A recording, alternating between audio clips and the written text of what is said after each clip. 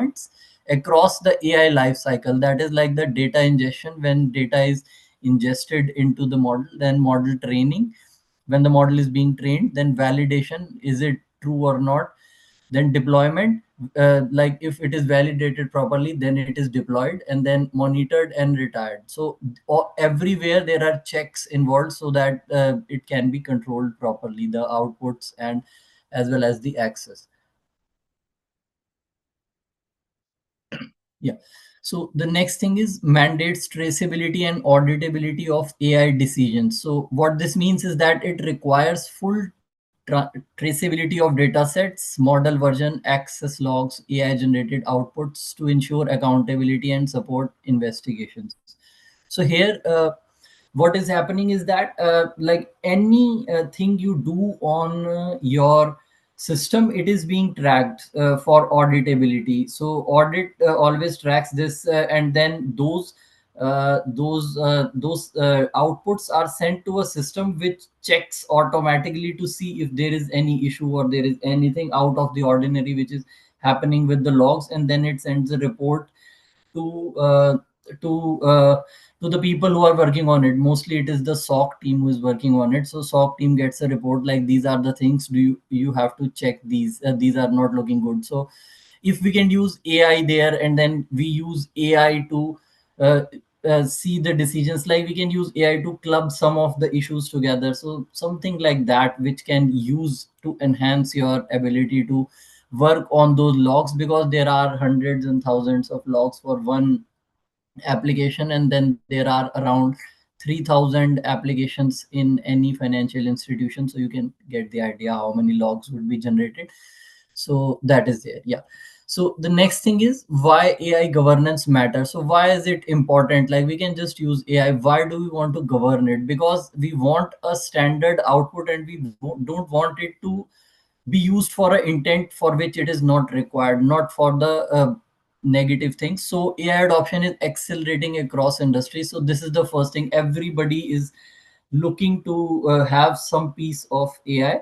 So like even I use chat gpt to get answers to some questions. Even if I want to ask like, where do I go to make the driving license, like it gives me an itemized list. I don't need to go to Google, check, and then go to a link and then check the website. Those things I don't have to do that. So I check there, I get standard list. I even tell it to make it in a table format, so you should know how to write. And then that is why it is being adopted very fast. So like there are, so then with great adoption comes some risks. So these risks are bias. So sometimes the model or the AI can be biased towards one goal as it is trained. Then next is hallucination.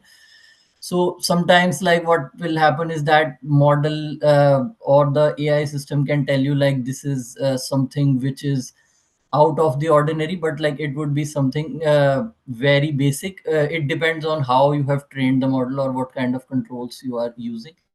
Then there is privacy and security threats as well. Like you share your data with the model. Like right now you might be using for your personal stuff, but as soon as you start using these models, or like maybe chat gpt uh, for office stuff, then it becomes a privacy breach. And like these things are why these governance models are very much required right now. So privacy and security threats are also there. Then the next thing is ensure consistent governance across AI lifecycle. So it should be consistent. It should not be that initially you are very excited about the governance, but then over the period of time you start declining. So that should not be the case, because if like there is a hack, or if something happens to the system, like it will impact everything. So it is a continued approach. Like initially we used to say that um, identity security should be like only in the first phase of the software development lifecycle. But then now we have DevSecOps, so development security operations, where security operations go hand in hand till the end of the life cycle. So that is there. So you have to be adaptable as per the changes. So this is a structured control framework, standardize how organizations manage data ingestion. So it is the same thing which I told earlier. So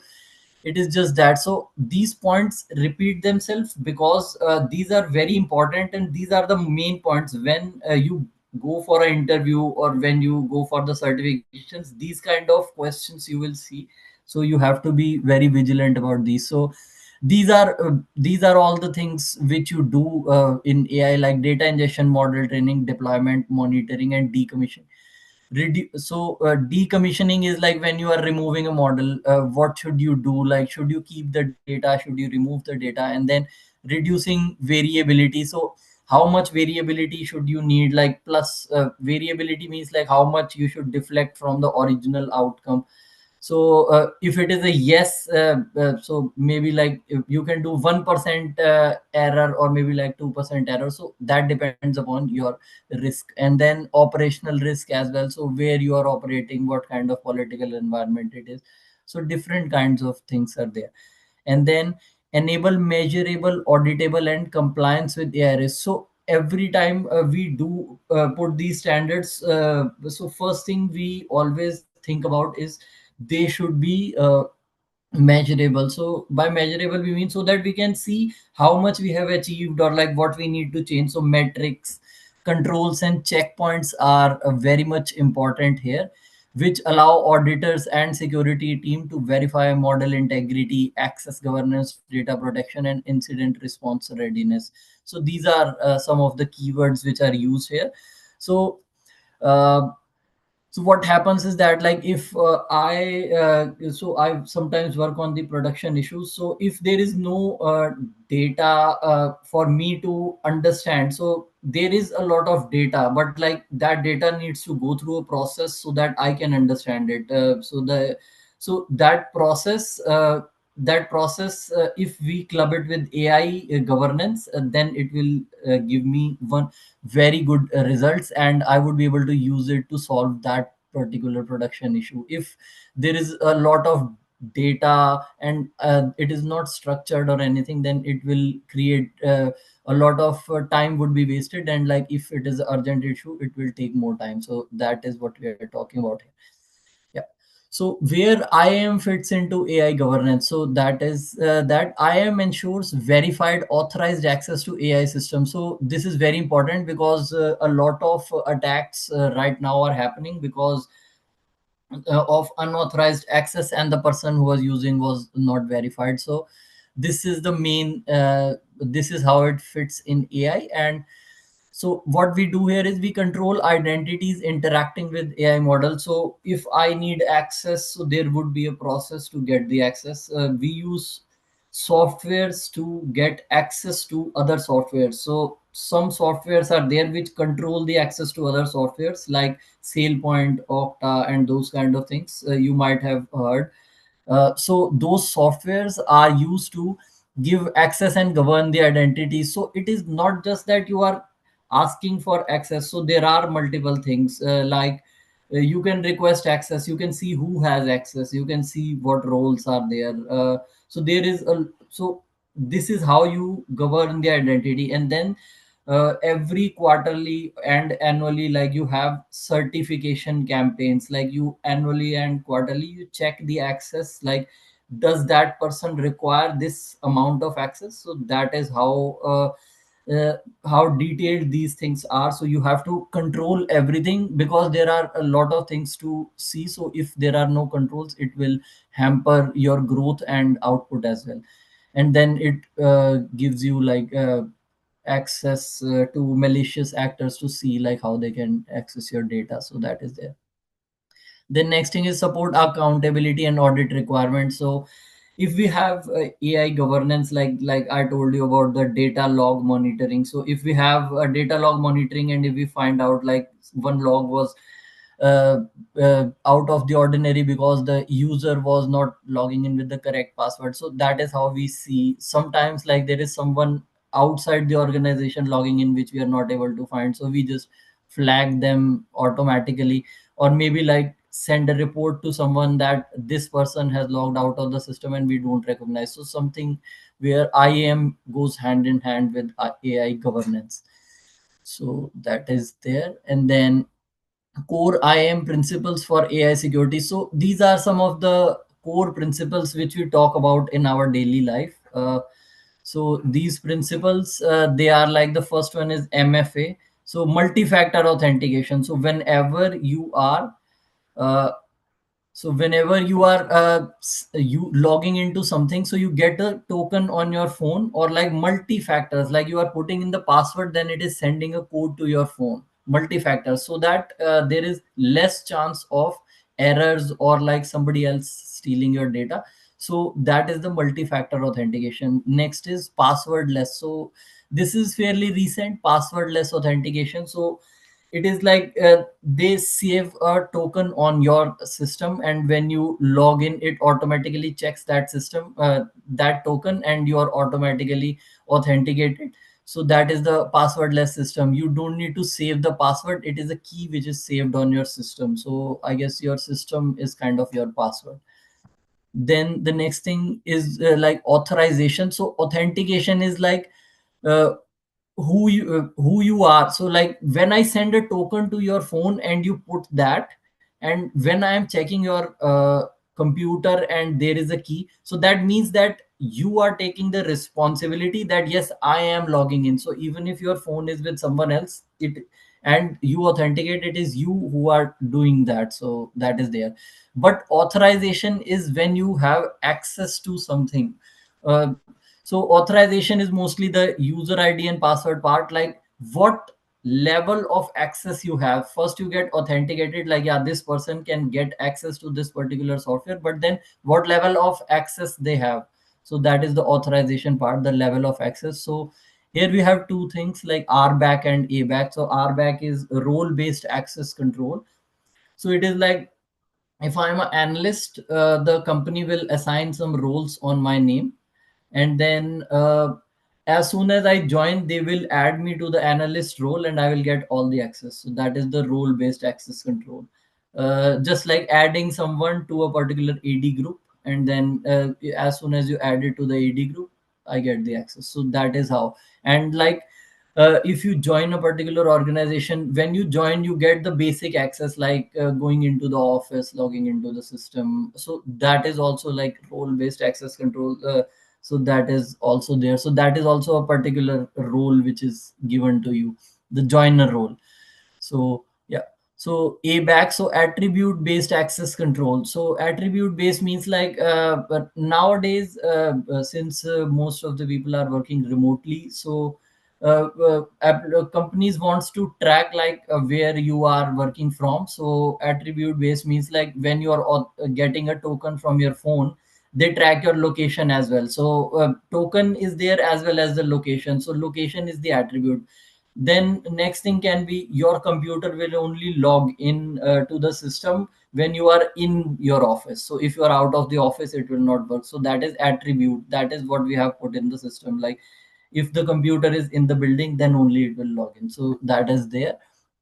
Then next topic is the least privilege access. So least privilege access is, uh, I should only get that much amount of access which is required to do my work, and not anything more. So if I get more access and it is not required for my work, then it poses a threat to the company. And also like if I have more access, and it should not be required. So that those are the global standards, and you have to follow them. If you are not following them, and they find out, like there are a lot of fines. So you, least privilege is highly regarded here. So that is why we have all these things. And then there is joiner mover lever life cycle control. So joiner mover lever, JML, so this is the identity and access management full thing. So joiner means like when you join an organization, what kind of controls you should have. When you move from one position to another, what kind of controls are there. And when you leave the organization, what kind of controls are there. So those are the core principles of IAM for AI security. So ISO for requirements related to IAM. So some of the requirements are identity verification and access governance. So the it is like secure data access and model protection. So data access, so whatever data is there, because when you are working on such a large data set, you never know like if it would be it can be a large data set, it can be small, but like it can be very useful as well. So you don't need to share it with anyone, or like if you are working, only you should have access, not anyone else. So like data access security is a very big thing. And then model protection, so whatever models you've made, you need to store them properly in GitHub or wherever you want to store them. And once you store them, nobody should have access to them, so you made make them private. So those kind of things are there. uh, and then logging, monitoring, and audit trails, so these are coming again and again because they are in a lot of parts of ISO.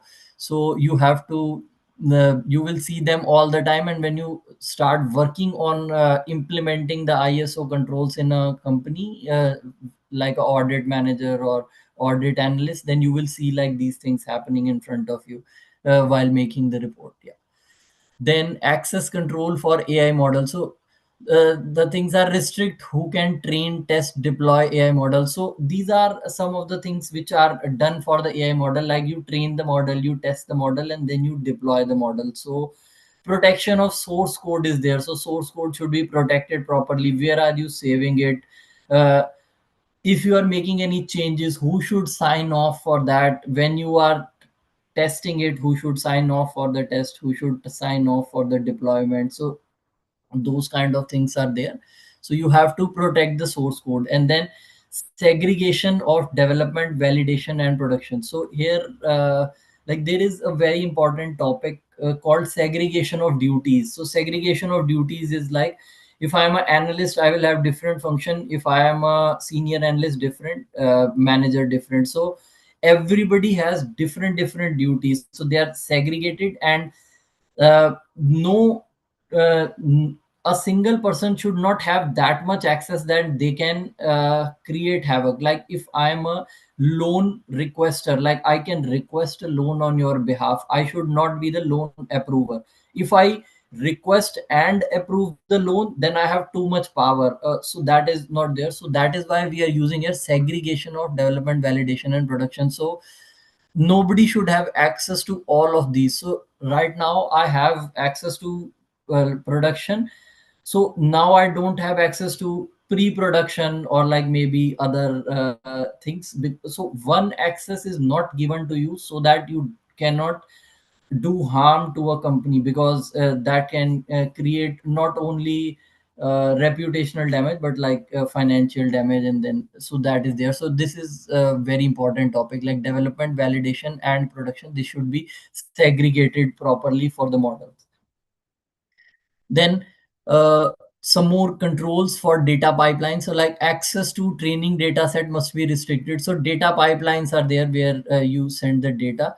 So so prevent unauthorized data set injection. So if somebody is sending the data without any authorization, so it should not be there. There should always be authorization. Then the second point is data lineage, so end-to-end visibility of data sources, transformation. So everything should be visible. So I told you about the logging, so that is what we are talking about. So this is done because it ensures transparency, so we know like what you are doing. So that is the intent there, like we know what you're doing. uh, so if we know what you are doing, you will do your job properly. So that is the intent. So always know that when you are working for an organization, somebody is watching. So prevents unauthorized or corrupted data from entering AI pipeline. So that is there as well. Yeah. So then the next thing is quality verification. So checking data accuracy, completeness, consistency, reliability before it is used in model training to avoid biased or faulty output. So you have to check the data accuracy to see like, so sometimes what happens is that if somebody is sending the data, like if you have like maybe 10 questions questionnaire, and then there are yes and no, no, there are 1 to 10. So if one person is giving all 5, so that data is corrupted, because 5 does not yield anything. It is 50% here and there, so it will not matter. So that can lead to bias. Or like if somebody you have to if somebody is having a mindset like I work like I like this particular political party, so that is their intent. So if I give them a questionnaire about that particular political party, they might be biased toward that. So we want to remove that. So we need that quality verification. So we need to train the models and use AI. If we can use AI for that, that would be pretty good to get those biases out, because like it is a very big data, so you have to be very vigilant about it, like terabytes of data. It is unbelievable. Okay, so zero trust. So we have seen a lot of talk about like zero trust. What is zero trust? So it zero trust is like the continuous validation of your access. So when you are working on some project, like every couple of times in a day, or maybe in a month or in a year, it will ask you about validation of access. So the thing is like access is re-verified in real time. So it access is verified on real time based on user behavior, location, device, and risk level. So these are some of the things on which zero trust works. So your behavior, like if you type like maybe 5 words 50 words per minute, and suddenly you start typing 100 words per minute, so that is a issue. And if your mouse is moving in a particular pattern, so that is the issue. So continuous validation is there. So they will check device, like if you are accessing the device from a location which is not that which you have mentioned in your contract, so that is there. So they check everything.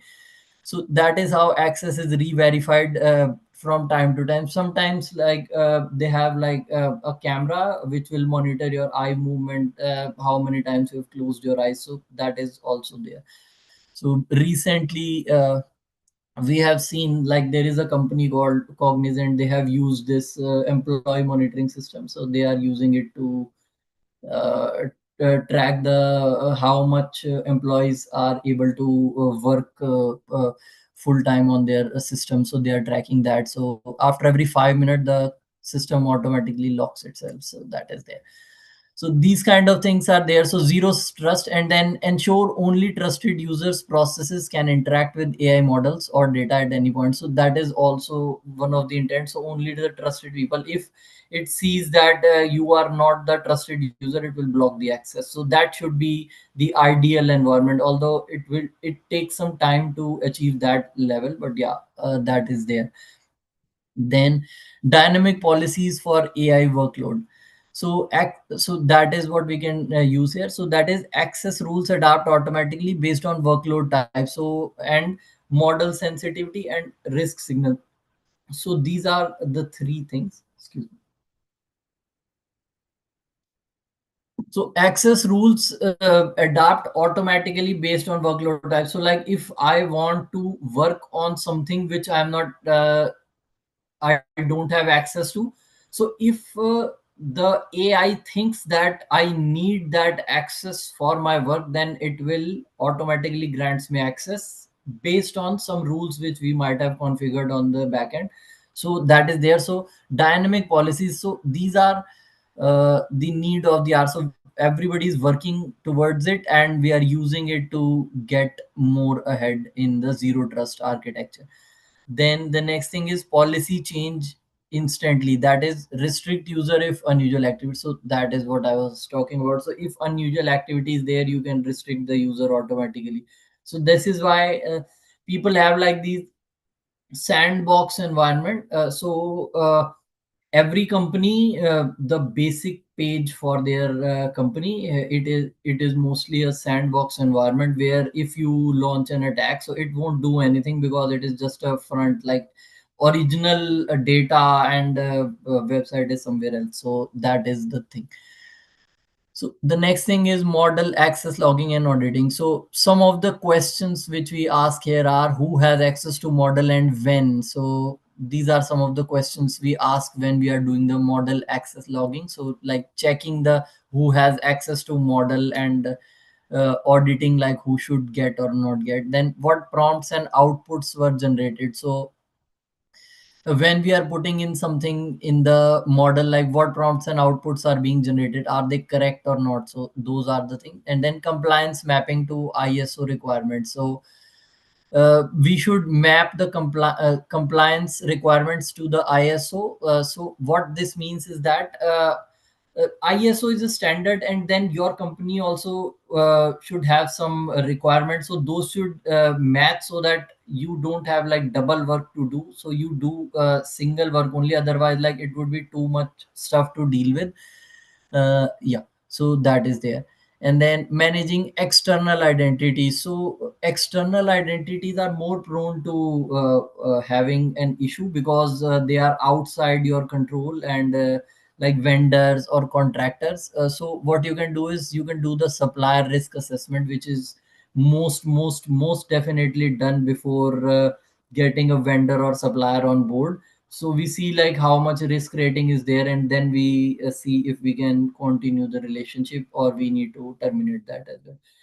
Yeah. And then the next thing is identity life cycle for third parties. So same thing, like if somebody, like I'm a contractor working for DD Bank. So if I'm a contractor, I don't work directly, so I work for someone who has a contract with someone, and then they have a contract with TD. So that is how it works. So I'm a I'm a contractor here, so I'm a external. I log in through the external portal, so that is how I'm there. So they need to govern that identity, because internal people, they are already thoroughly recognized, and they know like, yeah, this person is there. Their IDs are very highly scrutinized. But for contractors, sometimes uh, if somebody misses those things, then that would be a very big problem, and nobody wants that. So that is why you have to do the identity life cycle for third parties. So that is there as well.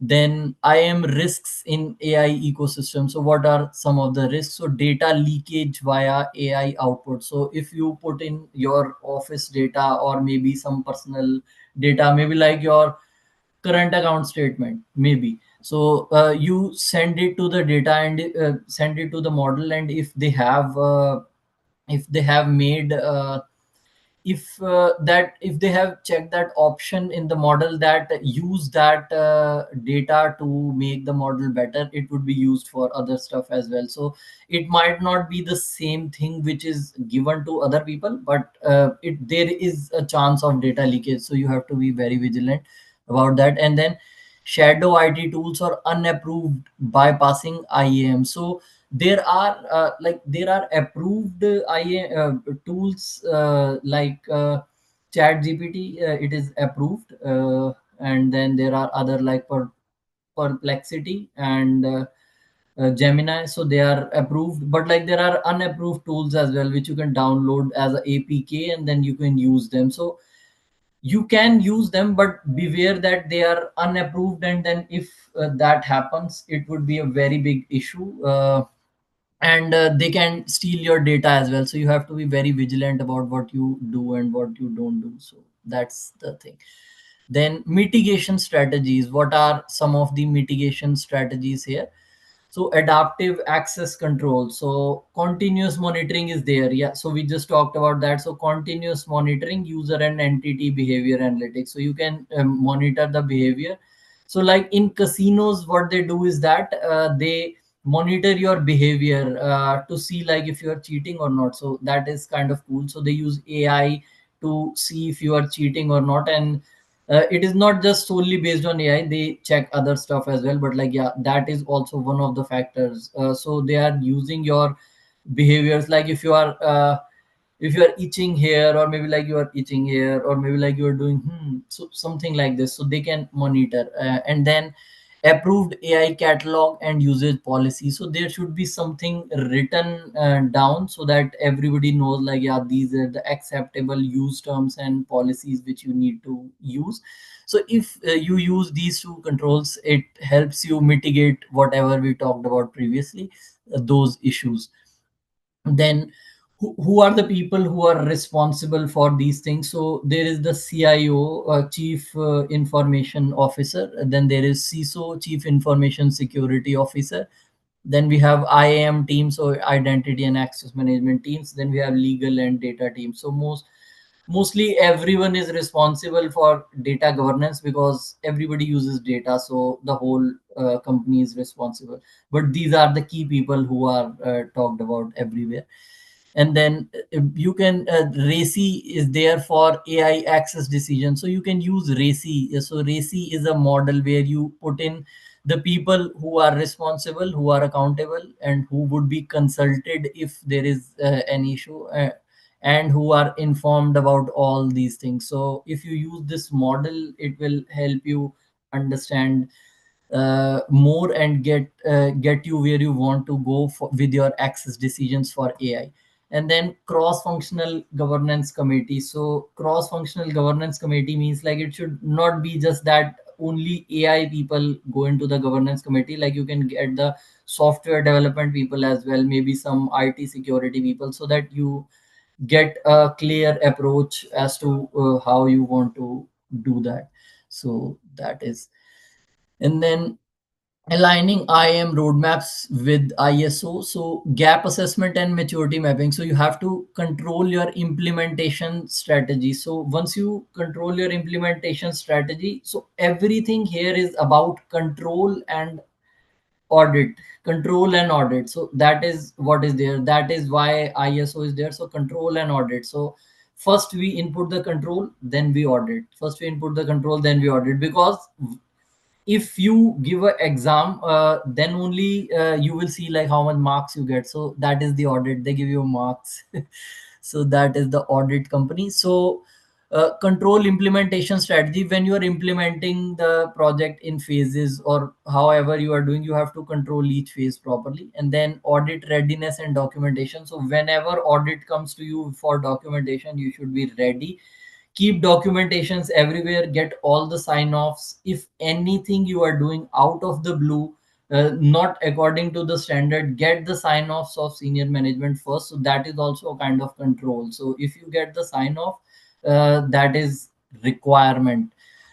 So that is there. And then now I have a case study. So where uh, so here what happens is that a financial company deploys an internal AI model and must secure access, deployment, and data usage. So what do we do here? So what controls we can use? So financial company uses AI model. So maybe like TD Bank brings in a new chatbot. So that chatbot uses AI. So all the companies are using those chatbots right now. So what kind of controls we can use? So we can use multi-step approvals for production deployment. So that is always there. So when we need to do any change in production, we have to get the approval from the concerned person. So if we are making a change in the application, we have to get the application owner and the role. If we are making change in the role, we have to get the from the role owner. And if we are making change in other things, so there are people who are specific for that particular thing. So you need to find those people and get those particular approvals before doing any production deployment. Then the next thing is RBAC slash PAM, restricted as access to model artifact. Yeah.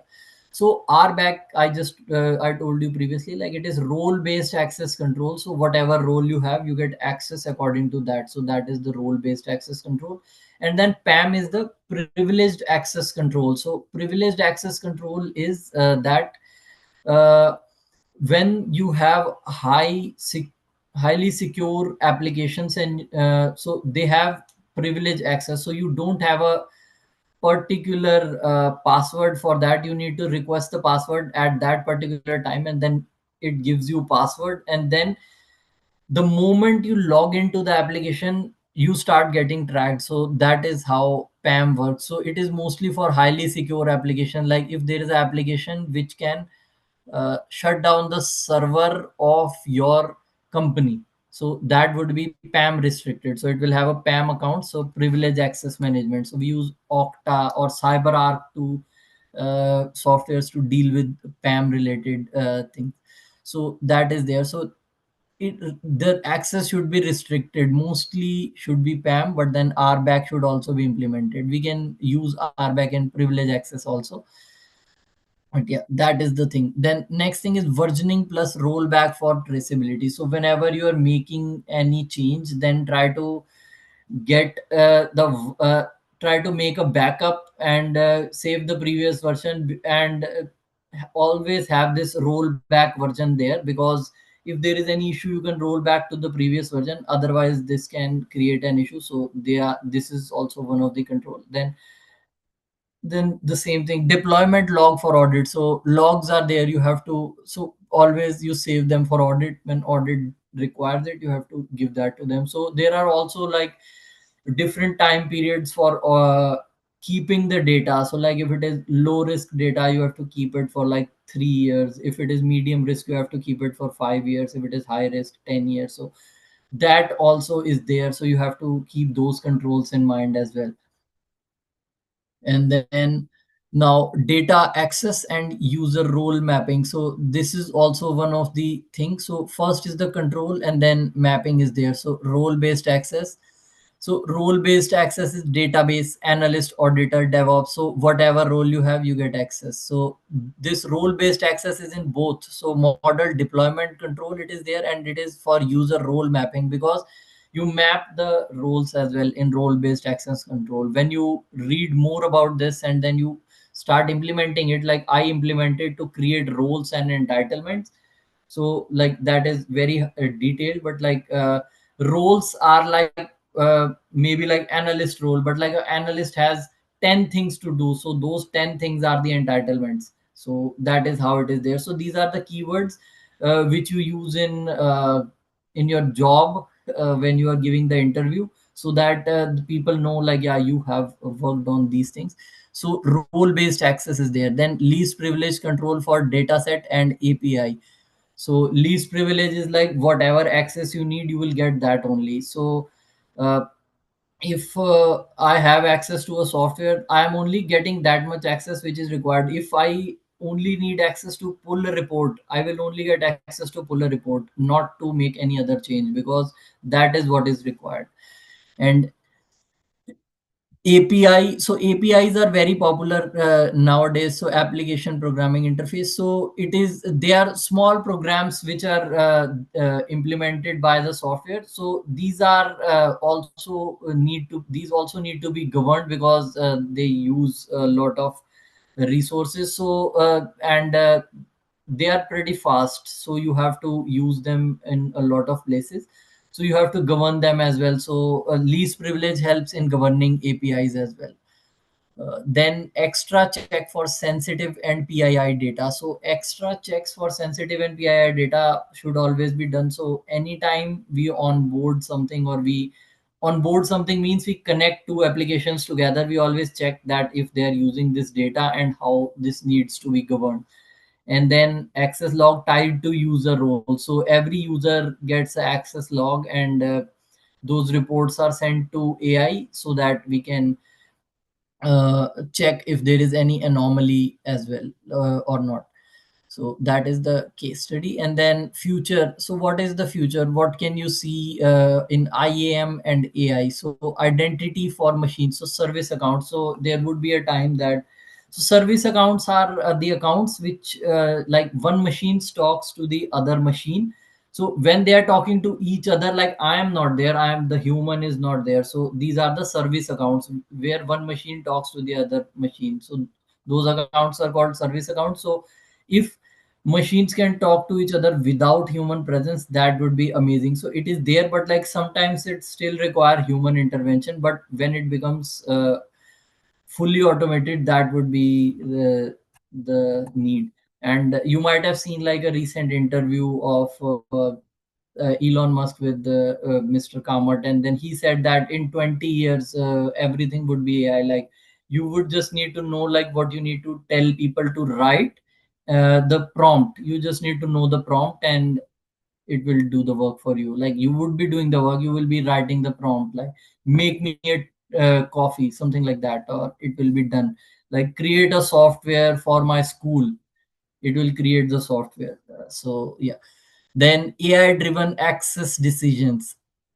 So this is something new, not new, like I saw it 2 years back being implemented. I think it might be now, but like one of the organizations I worked for, they had this software where like if I request access to something, it will it will give a thumbs up or thumbs down on the side of the access decision taker. So like I get request access to A, so then my manager will get the access, and then he will see like 50% of the time I have approved this access, or like maybe 20% of the time I have declined this access. So that is a AI driven decision you can take. So AI is checking like how you have previously made decision for that particular access, and then it will help you make those decisions. So that is something which was working. Maybe they have made some changes in that, but like 2 years back I saw that kind of thing being implemented across various organizations.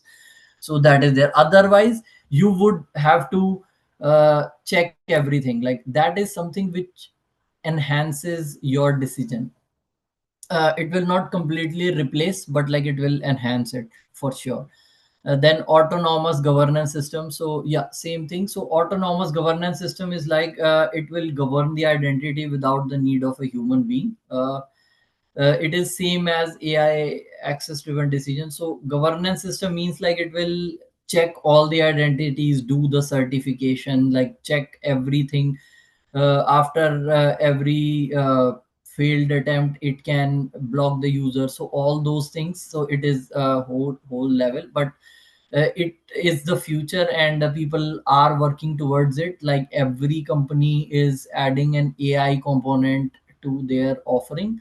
Like even with GSDC, you just saw like they're having that AI component as well, because it is so useful and so widely accepted by the people that even if a company don't want to move in that direction, you kind of have to, because it is the need. Like if you don't move, you will go away, like you have seen with companies like Nokia or like maybe BlackBerry, what they're doing. So yeah, so that is there.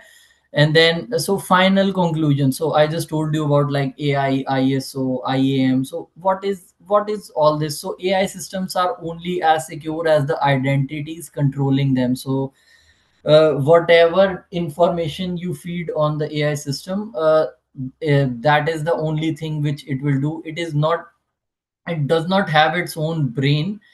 uh, it depends on how well you train it. Once it, so it is just like a child. You have to train it, and then you expect that it will work, and then that is how it happens. So strong IAM ensures safe model usage. So with IAM, what we can do is like we can ensure that model is being used safely and prevents misuse, no malicious actors or intent, and protects sensitive AI assets. So like you have seen a lot of actors and actresses going into the courts and asking for their AI assets to be protected, because people are using AI to make videos of them doing weird things. Like if you see some prime minister dancing on the street somewhere, so it is very weird, but it can happen in real life. If that PM wants to do it, that's fine. But like if it's a fake video, that is not as cool, and like it is frowned upon by everyone, and it is not something which you should do. So that those malicious intents are also there. So you have to protect your assets. So people are going there to make sure that nobody can use their face or their AI asset in other people's uses. So that is there. Then it provide ISO provides a structured path to responsible AI. So it is not just using AI, you have to use it responsibly. So aligning IAM data governance and model controls with ISO and strengthening enterprise trust and compliance. So you have to, so everything goes hand in hand. Once you start implementing the control, you see like all of these things, and then you work on these things. And once you have the proper controls, it works. The ISO is automatically achieved once you have all these things in place.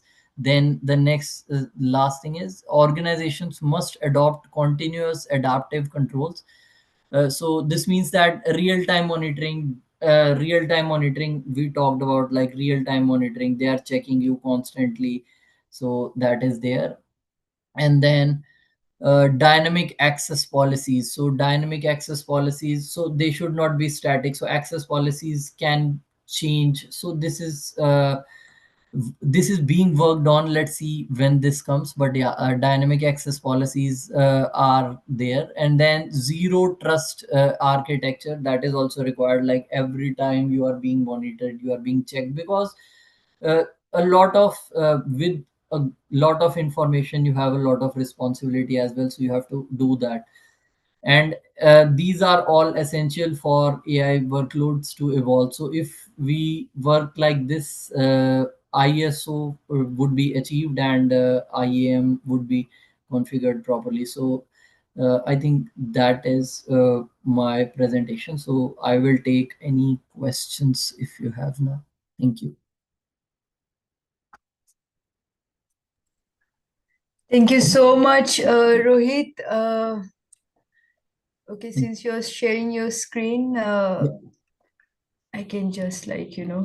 uh, yeah, ask the participants. So yeah, the chat box is officially open for the questions if you would like to ask any, and it's your chance to connect directly with our speaker, clear your doubts, and dive deeper into today's session.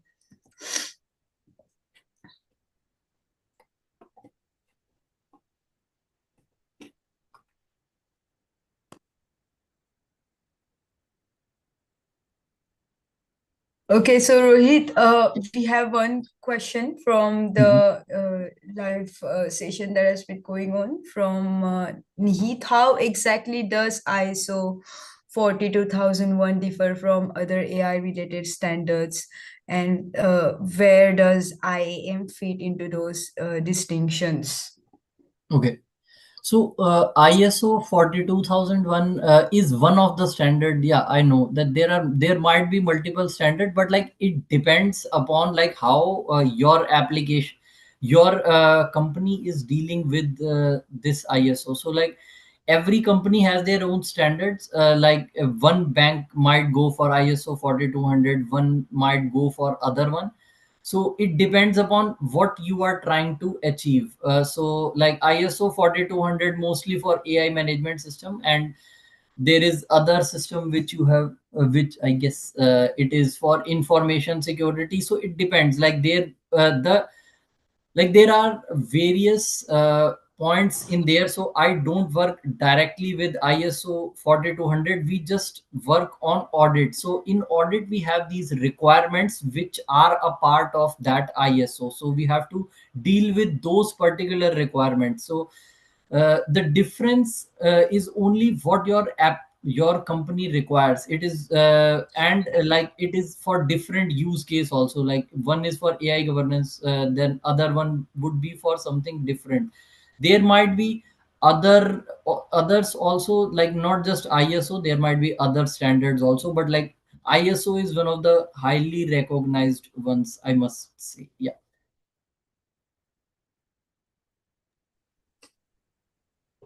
Okay, I guess there is one more.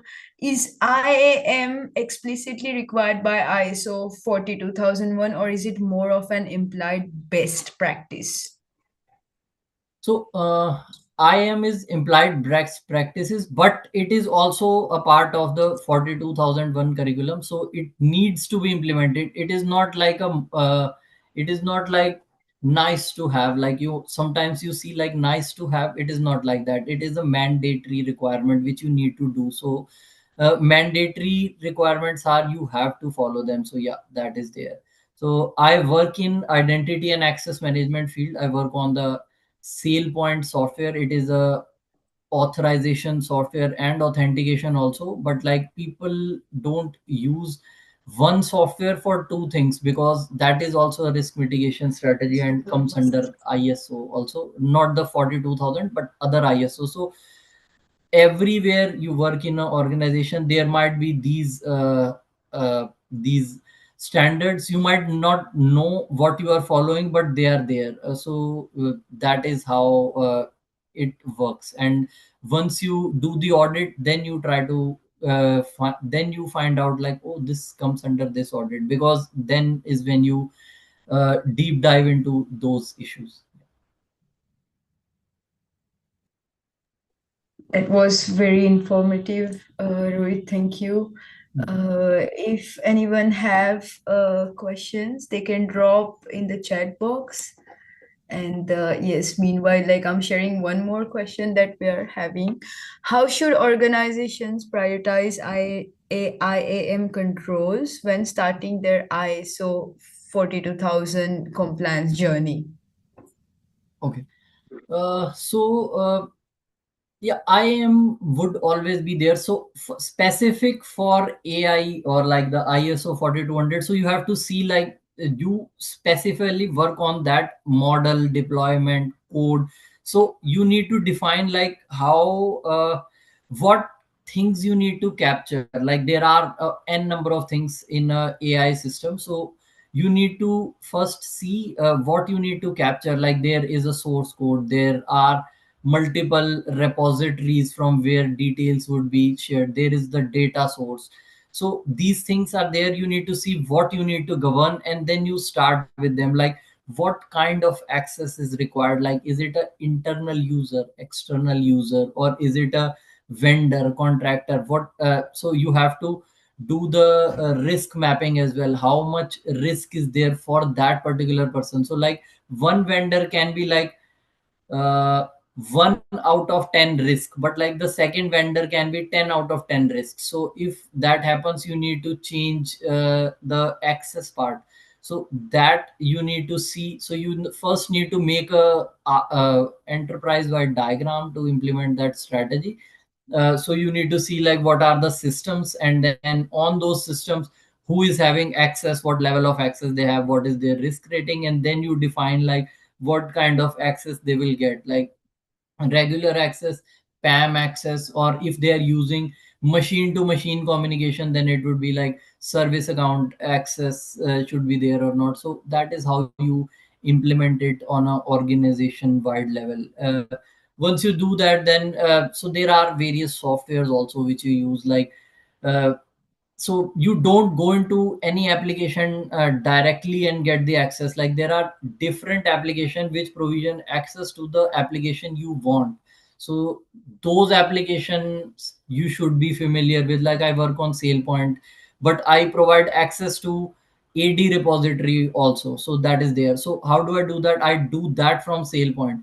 So if you are going for a interview, you don't say sale point. Like you have to understand their job description to see like what they call sale point, and then you use like that keyword to define these things. Like I will use maybe access manager to do this. So you have to relate it to them. So that is how it works. So there is this overall structure, and then you define it down. So that is how it works. Yeah. Okay, thank you so much, Rohit. I guess that was the last question that we had for today. And yes, thank you so much, everyone, for being a part of today's session. We have definitely gained incredible insights from Rohit, and it's been truly inspiring as well. And now, before we wrap up, Rohit, we would love to hear your final thoughts, any closing message that you would like to leave with us from today's session. Yeah. So from today's session, I can just say like always when you are dealing with AI, so always be vigilant. Don't share your chat GPT or any other tool passwords with someone else, because you share data with the system, and you do a lot of talking with the system. Like you can see like a lot of questions which are saved on that system. So if you share your data, that can be used with wrong hands. If like if even if like somebody else is using your system and it gets hacked, you're gone, because they will have access to everything. Even your, if you are accessing your app company email through your phone, people will have access to that.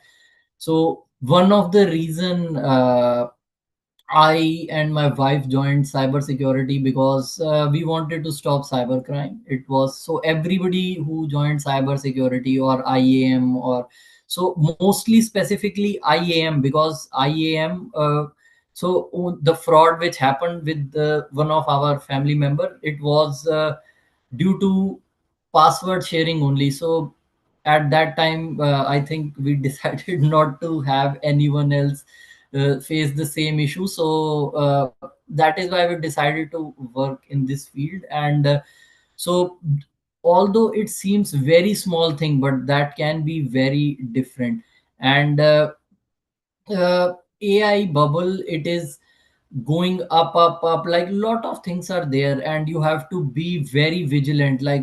Uh, like everybody will tell you, like, don't post your information on Facebook or anything. Your data is being stolen. Like people don't know the difference. Like I tell you, like these ISO standards, like you always see when you install application, you see click on the terms and conditions. Nobody reads those terms and condition, but that is how your data is being leaked or getting started. So you have to be very vigilant about that. And then IAM and ISO go hand in hand. You have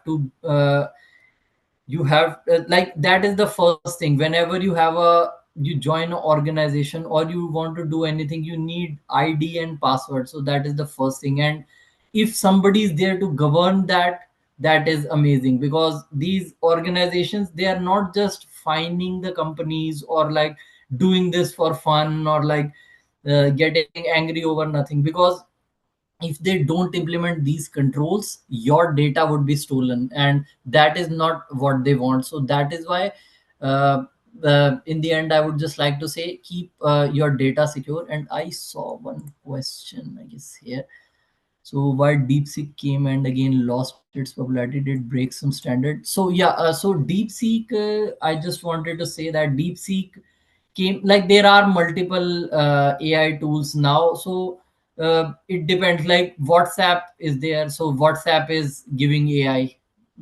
And Meta is giving AI. Everybody is giving you some kind of AI to deal with. So DeepSeek initially was there because it used to give you uh, access to a lot of data. Like ChatGPT was still not that chat gpt was still what not that popular, but not that